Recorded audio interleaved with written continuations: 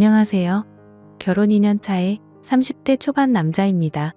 다른 사람도 아니고 장모님과의 일이라서 어디 가서 말하기도 참 그렇네요. 그래도 익명이 보장되는 사연으로 남아 제 이야기 한번 공유해봅니다. 저희 장모님은 굉장히 아름다우신 편이에요.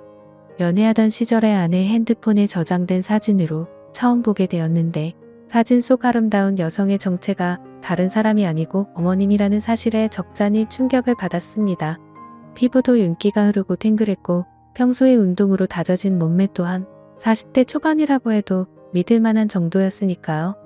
매번 생각만으로 하고 있었는데 장모님을 처음 보게 된 그날 저도 모르게 장모님께 아름답다고 입 밖으로 말해버려서 그 자리를 웃음바다로 만들었던 적도 있습니다. 아내와 사이도 각별하고 저희가 결혼하고 나서 구한 신혼집도 처가집과 가까워서 주말이면 자주 처가에 가고는 했습니다. 저희 부모님 집에도 자주 가기는 했지만 아무리 그래도 거리가 가까운 처가에 자주 들릴 수밖에 없었어요. 장모님은 세련된 외모지만 특히 음식 솜씨가 너무 좋으셨습니다. 휴일이 시작되는 금요일 저녁부터 장모님 댁으로 가서 일요일 아침에 돌아오는 일도 자주 있었는데 그런 자리가 부담스럽기보다는 나들이 나온 것 같이 소소한 재미였어요. 그렇게 할 수 있는 이유는 제가 잘하는 것도 있을 테지만 장모님 성격이 또 격식 같은 거 챙기지 않으시고 워낙에 자유분방한 성격이라 그다지 큰 거리감을 느낄 수 없던 것도 한몫했습니다. 당시 신혼생활을 시작한 저와 아내의 고민은 다른 게 아니고 아무리 노력해도 아이가 생기지 않았다는 것입니다. 병원에서 검사를 해봐도 우리 두 사람 사이에 별다른 문제가 있던 것도 아니었고 오히려 병원에서도 이유를 모르겠다는 듯이 나오니 정말 미치고 팔짝 뒤를 노리시더군요. 계산만 잘해서 날 잡으면 좋은 소식이 있을 거라 했지만 그 이후로도 그렇다 할 소식이 없었습니다. 좀처럼 뜻대로 되질 않으니 가끔은 그냥 넘어갈 법한 문제들도 정말 큰 싸움의 이유가 되더군요. 그날도 이세 소식을 모르시는 우리 어머니의 질문에 아내가 투명스럽게 대답을 했고 그걸 볼수록 다툼이 생겨서 분위기가 좋지 않았습니다.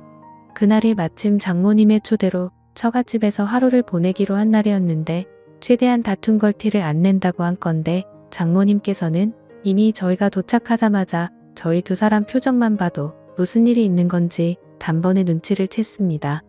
무슨 일이 있었다는 걸 알게 되니 아내가 그 길로 장모님께 와락 안기며 눈물을 흘리기 시작했고 저는 그 자리에서 대역죄인이 돼버렸습니다. 그래도 쉬러 간 처가인데 괜히 불편해져서 이러지도 저러지도 못하고 있는 와중에 장인어른께서 술 한잔하자며 저를 데리고 나서셨어요. 그날 장인어른께 한 소리를 듣기는 했지만 힘이 되는 말도 많이 들었습니다. 응원을 받으며 한두 잔 마시다 보니 어느덧 제 주량의 한계를 넘어섰고 그리고 결국 만취하게 되었습니다. 그래도 기분이 좋은 나머지 처가에 돌아와서 자고 있는 아내를 깨워 고래고래 소리를 질렀는데 술 취했으면 잠이나 곱게 자라는 쓴소리를 듣고 저는 혼자 군대 간 처남이 쓰던 방에서 잠을 자고 일어났습니다. 원래도 아침잠이 없는 편이기는 한데 지난 밤에 먹은 술 때문인가 평소보다 더 일찍 일어나게 되었습니다. 술에서 깨니 입안이 바싹 말라있고 갈증이 엄청 나더라고요. 아직 아무도 일어나지 않았겠다 싶을 정도로 이른 시간이었으니 살금살금 자는 사람들 방해 안 되게 조심스럽게 부엌으로 향했습니다.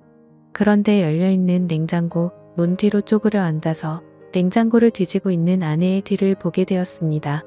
술에 취해서 한 사과였지만 지난밤에 술 취한 상태로 어쨌든 미안하다 사랑한다고 사과도 했겠다 아내의 기분을 떠보기로 했습니다. 평소에도 짓궂은 저의 장난을 싫어하지만 화가 나 있으면 받아주지도 않거든요. 냉장고 안을 뒤적거리느라 정신없는 아내의 뒤로 돌아가서 저의 몸을 밀착시키고 장난을 쳤습니다. 그러고 있는데 이건 장난을 받아주는 것도 아니고 화를 내는 것도 아니고 가만히 있는 반응에 무언가 위화감까지 느껴지더라고요. 정신 차리고 냉장고를 뒤지고 있던 실루엣을 확인하니 그건 아내가 아니라 바로 장모님이었습니다. 아내가 잘 때 입고 자는 치마형 잠옷과 똑같은 걸 입고 계셨어서 그것만 보고 당연히 제 아내라고 착각했습니다. 생각해보면 아내가 처가까지 와서 냉장고 정리를 할 이유가 없는 게 당연한 것인데 왜 냉장고 안쪽까지 몸통을 쳐박고 있는 게 당연히 제 아내라고 생각했을까요? 장모님은 제가 민망할까봐 배려를 해주신 건지 아무 말 하지 않고 가만히 계셨습니다. 술 기운이 남아서 아파오던 머리도 목이 타듯이 오던 갈증도 한 번에 확 날아가더라고요. 어무 때다가 제 정신이 들어서 죄송하다고 큰 소리로 사과를 하려던 찰나에 장모님께서 제 입을 손으로 틀어막으며 아내가 깰 수도 있으니 사과하지 않아도 괜찮다고 하시며 저를 방으로 끌고 들어가셨습니다.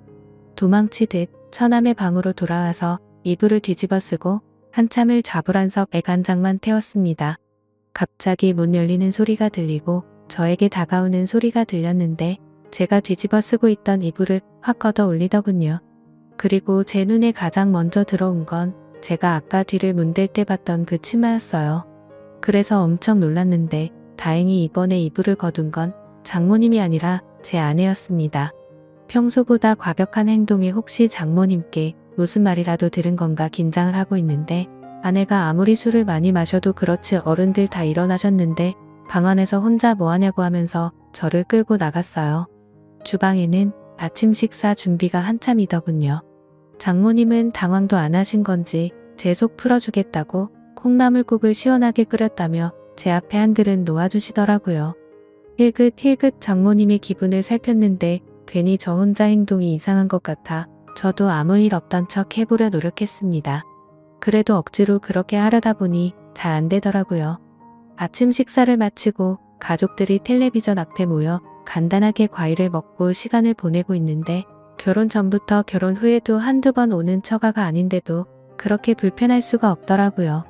처음 결혼 허락을 받으러 왔을 때도 이렇게 불편한 적이 없었던 것 같은데 말입니다.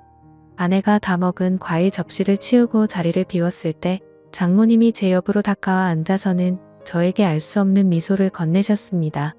아내가 돌아오고 나서도 계속 저에게 시선을 주시면서 미소를 지으시는데 그 미소의 의미를 자세히 알 수가 없어 불편하기만 했습니다. 아내가 저를 깨워서 데려 나오긴 했지만 아직 화가 다 풀린 듯한 느낌이 들지는 않았습니다. 말도 안 걸고 저한테 대하는 태도도 몹시 차가웠거든요. 아내는 화가 잔뜩 나 있지. 장모님은 자꾸 알게 모르게 저에게 이상한 신호를 보내고 있지. 그날만큼은 처가에서 보내는 시간이 즐겁기보단 지옥 같았습니다.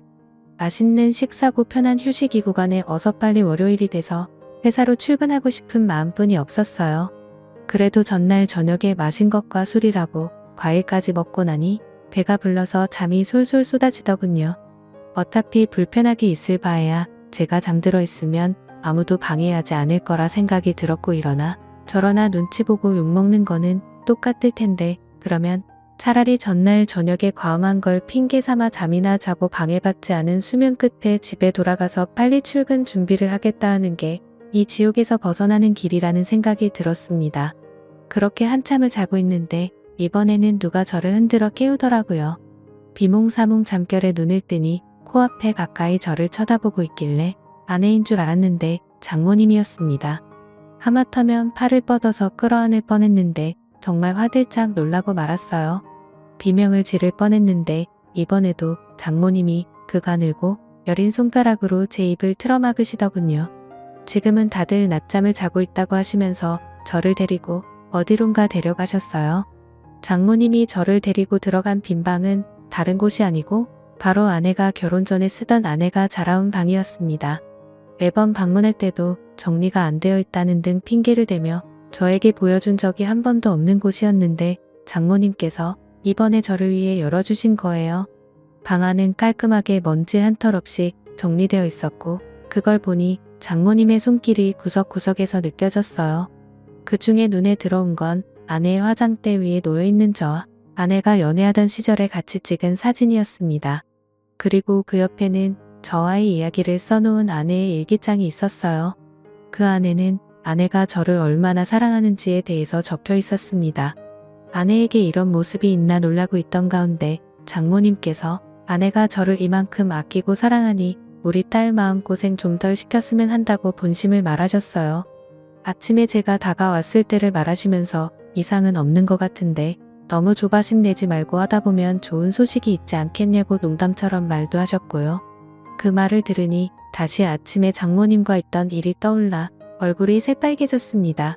그렇게 아내가 연애하면서 쓴 일기장을 보고 있는데 아내가 소리를 지르며 방 안으로 들어오더군요.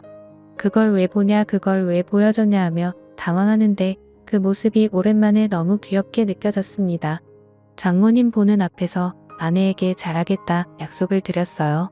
그리고 그날 저녁에 나온 이 식탁에는 스태미너에 좋다는 음식들로 한 상이 차려져 있더군요. 장어구이를 밥 반찬으로 먹을 거라고 상상도 해본 적이 없었는데 그날 처음으로 장어구이를 밥상에서 먹게 되었습니다.